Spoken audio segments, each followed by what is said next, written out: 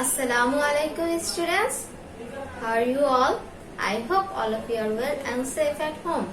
Welcome to my religion class.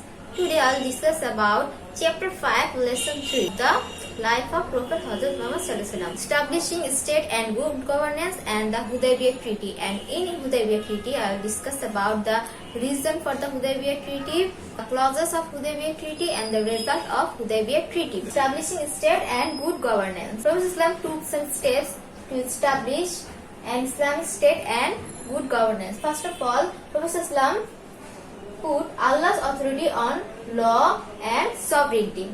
Then Prophet Islam ensured justice to all the people, all races, all religions. Established equality and fraternity among the Muslims and formed an adversary board.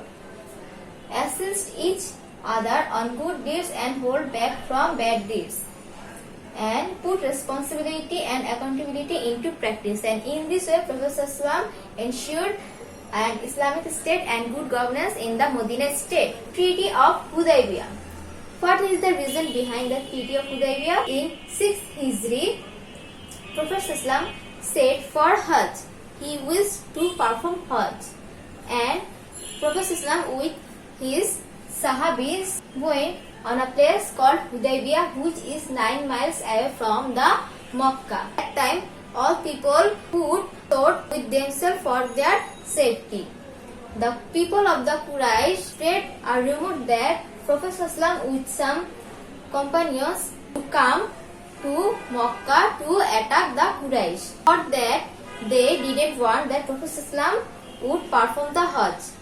Prophet Islam sent Hazrat Usman radhiyallahu anhu to the Quraysh to solve this matter. But they didn't free Hazrat Uthman radhiyallahu anhu, and it was a rumor that they killed Usman radhiyallahu anhu. Prophet Islam gathered forces of Rizwan with his companions, and they took an oath to take revenge the death of Hazrat Usman radhiyallahu anhu, and this oath is known as Bayat-e-Rizwan.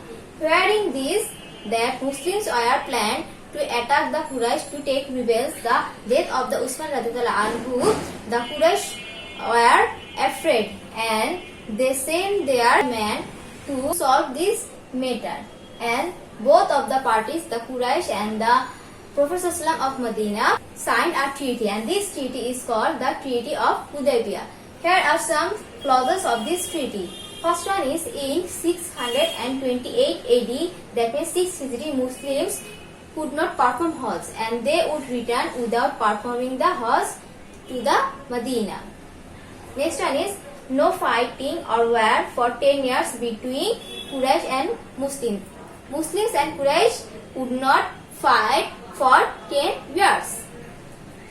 Muslims could come next year, that means 629 AD, for performing Hajj, but they could stay only for 3 days. They could not stay on Makkah more than 3 days. Next one is Muslims are not allowed to bring arms without shield sword. They could not bring arms with themselves. Next one is during Hajj, the wealth and life of the Muslims will remain safe. The Quraysh of the Makkah gave safety of the life and wealth of the Muslims during the Hajj. The businessmen of Makkah are allowed to move freely through the Medina towards Syria, Iraq, Egypt, etc. places for their business purpose. And both the parties, that means the Quraysh of the Makkah and the Muslims of the Medina, will follow this treaty and terms strictly. In this treaty, we can see that the Quraysh of the Makkah got the business facility through this treaty, and this treaty is seemed humiliating for the Muslims, but its result is far-reaching.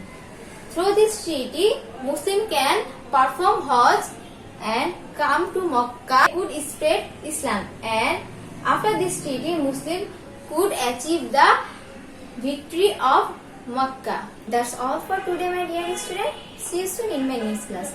Till then, stay safe, stay home. Allah Hafiz.